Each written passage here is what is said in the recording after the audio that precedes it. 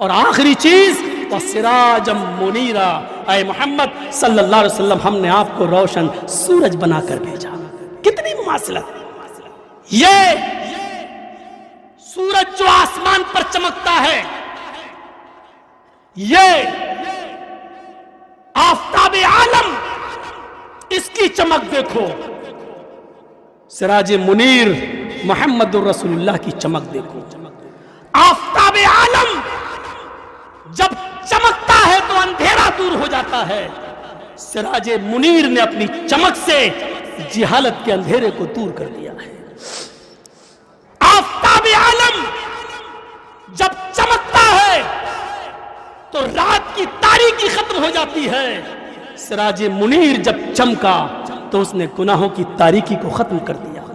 فرق اتنا ہے، آفتاب عالم صرف دن میں چمکتا ہے، رات میں نہیں۔ سراج منیر کی چمک رات میں بھی رہتی ہے اور دن میں بھی رہتی ہے۔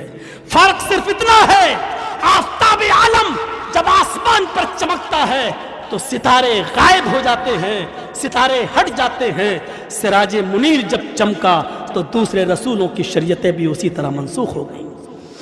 دوسرے نبیوں کی شریعتیں ستارہ تھیں، محمد رسول اللہ کی شریعت سورج تھی۔ جب سورج نکلا تو آسمان کے ستارے غائب، جب سراج منیر آیا تو دوسرے رسولوں کی دعوت ختم۔ ہم یہ نہیں کہہ رہے کہ ان کی دعوت نہیں تھی، لیکن سراج منیر کے چمکنے کے بعد اب اس دعوت کی، ان ستاروں کی ضرورت نہیں۔ میرے پیارے ساتھیوں، یہ فرق ہے۔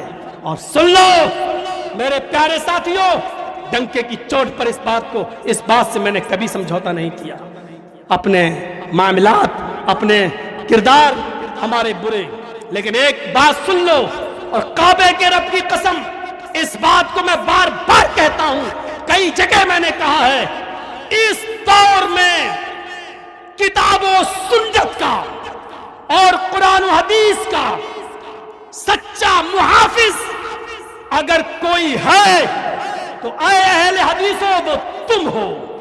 کعبے کے رب کی قسم، کتاب و سنت کے سچے علمبردار اگر کوئی ہے تو وہ تم ہو۔ نبی اکرم کی دعوت کے سچے محافظ اگر کوئی ہو تو تم ہو۔ اللہ کی کتاب کو، شریعت محمد کو اپنی اصلی شکل میں اگر کسی نے باقی رکھا ہے تو اہل حدیثوں وہ تم ہو۔